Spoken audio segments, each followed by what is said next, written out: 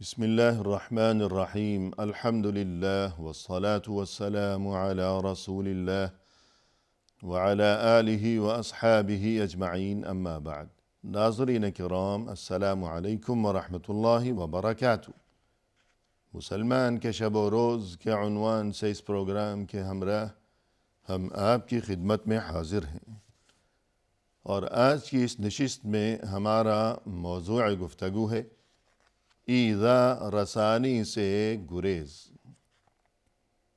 یعنی دین اسلام کی اہم ترین تعلیم یہ ہے کہ انسان اس دنیا کی عارضی و فانی اور چند روزہ زندگی میں شرافت کے ساتھ اور پرہیزگاری کے ساتھ عجز و انکسار کے ساتھ اپنی یہ زندگی گزار دے،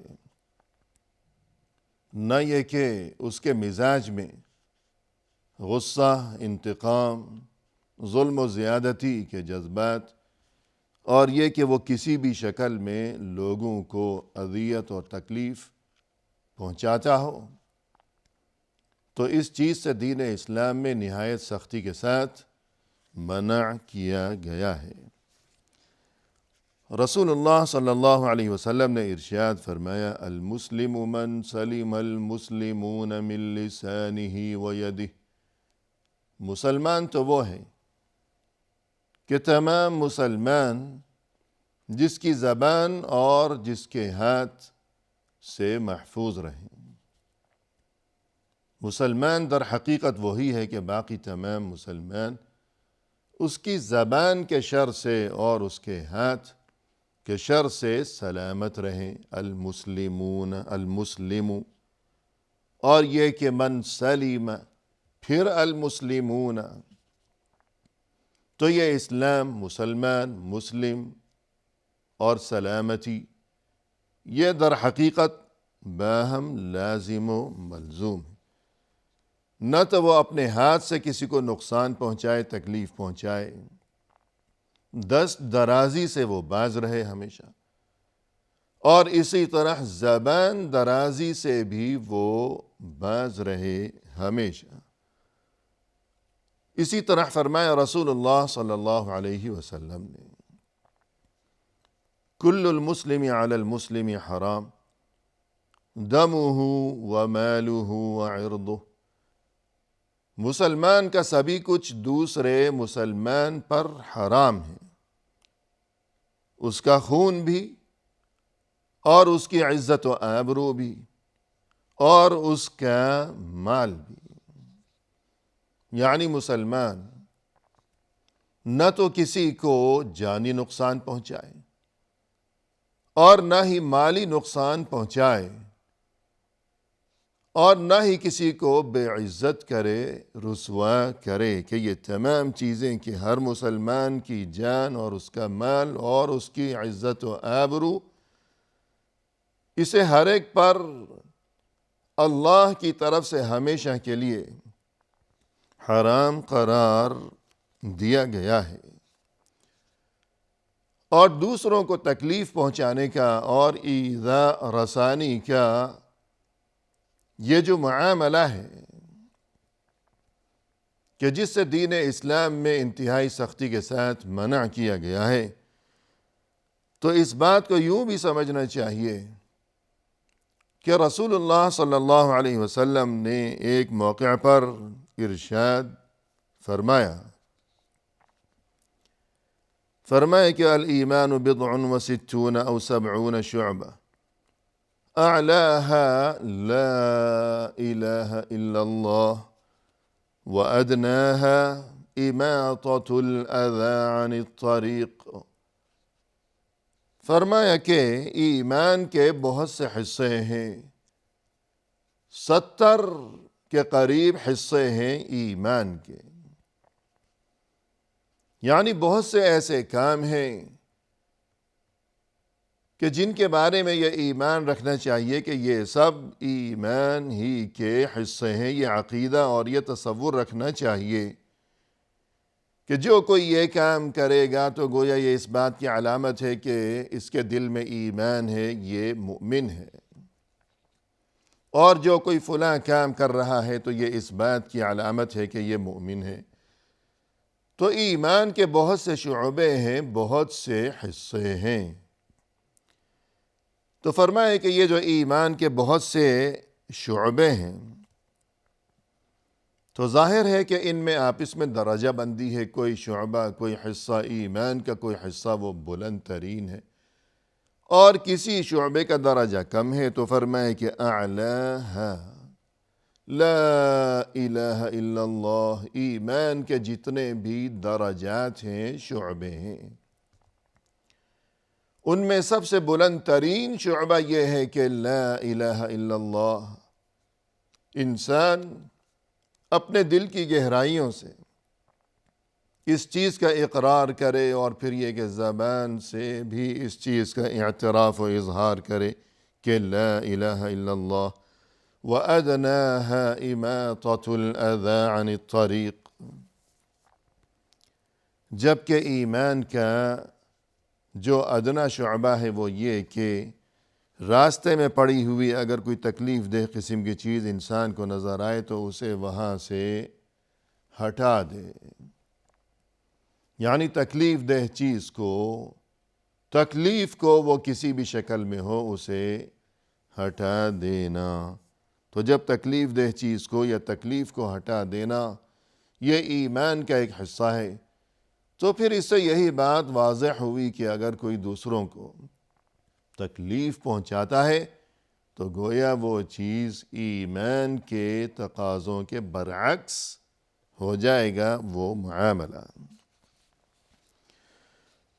اسی طرح فرمایا رسول اللہ صلی اللہ علیہ وسلم نے، عرضت علی اعمال امتی حسنها وسیئها،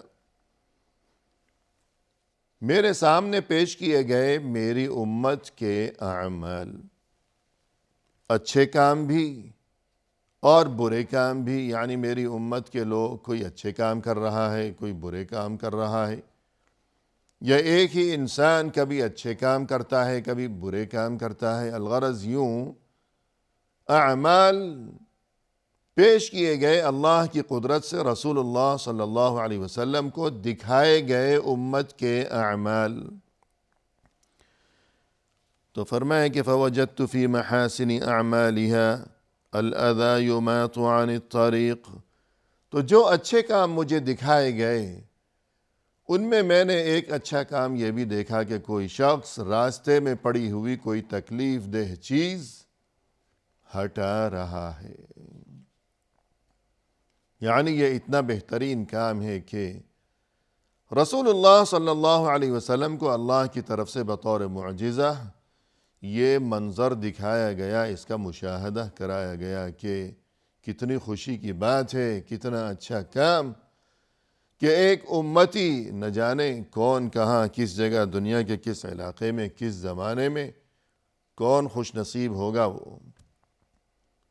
رسول اللہ صلی اللہ علیہ وسلم کو یہ منظر دکھایا گیا کہ آپ کا ایک امتی دیکھیے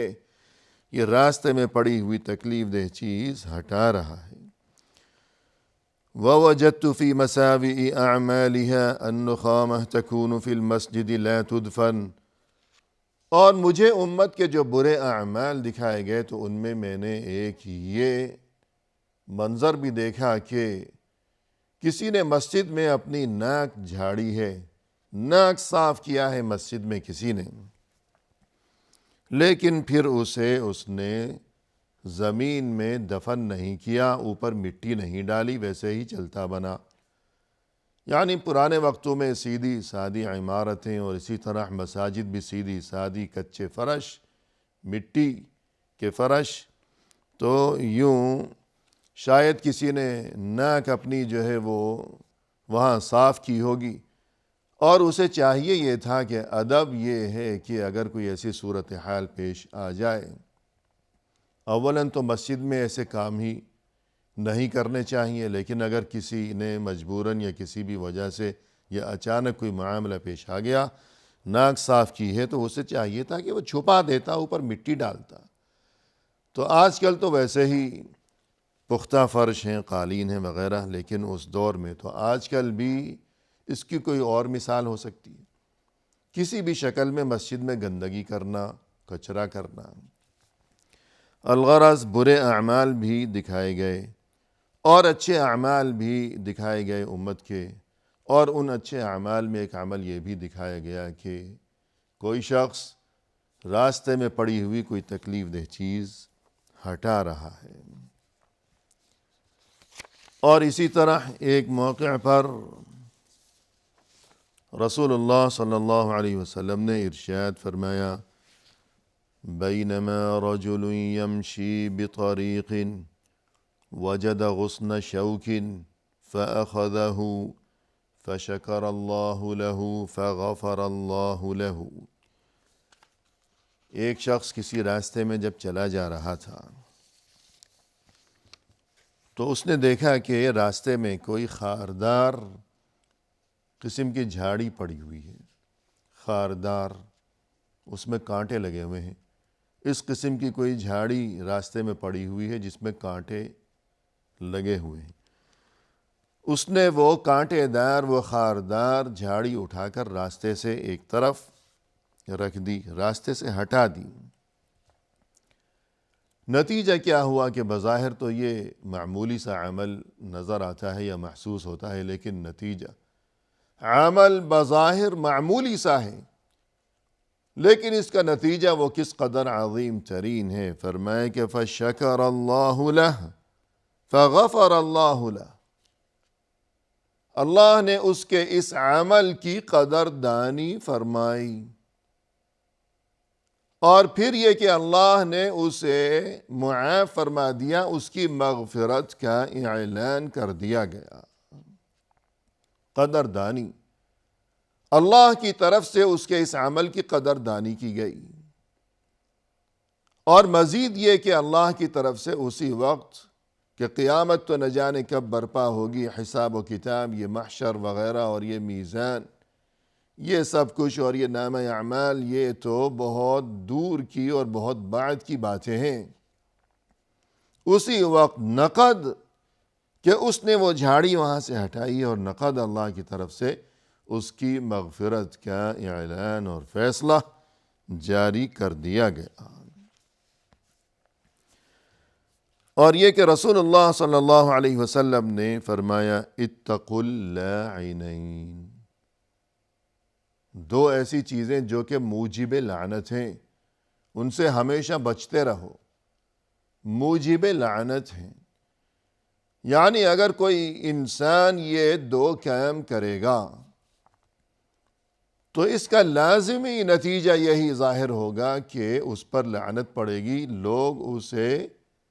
لعنت کریں گے، اس پر لعنت بھیجیں گے لوگ۔ جو کوئی یہ دونوں کام کرے گا یا ان دونوں میں سے کوئی ایک کام کرے گا تو